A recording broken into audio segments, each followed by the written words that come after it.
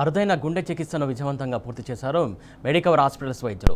Heart rhythm డిస్టర్బెన్స్తో బాధపడుతున్నటువంటి 12 ఏళ్ల బాలుడికి అత్యాధునిక సాంకేతికతతో సక్సెస్ఫుల్గా ట్రీట్మెంట్ అందించారు. గత ఏడాది అతనికి చికిత్స అందించగా ప్రస్తుతం బాలుడు ఎలాంటి మెడిసిన్ లేకుండా సాధారణ జీవితం గడుపుతున్నట్లు Medicover hospital senior consultant cardiologist electrophysiologist doctor Kumar Narayanan తెలిపారు. అత్యాధునిక 3D డైమెన్షన్ ఎలక్ట్రికల్ మ్యాపింగ్ పరిజ్ఞానాన్ని ఉపయోగించి గుండె సంకేతాలను పూర్తి స్థాయిలో విశ్లేషించినట్లు చెప్పారు.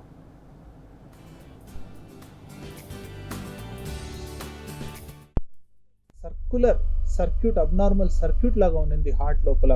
దానికి కుట్టి ఒక్క స్పాట్లో పని అవ్వదు. మనము డీటెయిల్గా మల్టిపుల్ ఏరియాస్లో అబ్నార్మల్ సిగ్నల్స్ని మనం బ్లాక్ చేయవలసి వచ్చింది.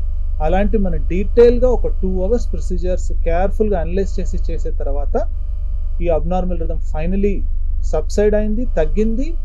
దాని తర్వాత ఆల్మోస్ట్ ఇప్పుడు 1 yearగా మనం ఆ బాబుని రెగ్యులర్గా ఫాలో చేస్తున్నాము. ముందు మనం మెడిసిన్స్ అన్ని ఇస్తూ ఉన్నాము, ఇలాంటి దడ రాకూడదని. అవన్నీ మెల్లగా తగ్గించి మనం స్టాప్ చేసాము. సో ఆల్మోస్ట్ ఇప్పుడు 1 సంవత్సరం అయింది ఈ ప్రొసీజర్తో. మంచిగా ఉన్నాడు బాబు.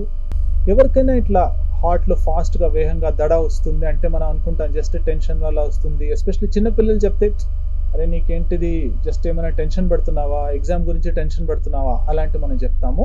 కొన్ని కేసులు అట్లే ఉండొచ్చు, కానీ మనం ఇది కూడా మైండ్లో పెట్టుకోవాలి. రిథమ్ డిస్టర్బెన్సెస్ అని, గుండె లయ తప్పటం, అలాంటి ఒక సెట్ ఆఫ్ ప్రాబ్లమ్స్ ఉన్నాయి. దానిలో ఇలాంటి సిమ్టమ్స్ రావచ్చు, దడ, ఆయాసము, కళ్ళు తిరగటం ఇలాంటి. సో మనము డౌట్ ఉంటే చెకప్ చేసుకోవాలి.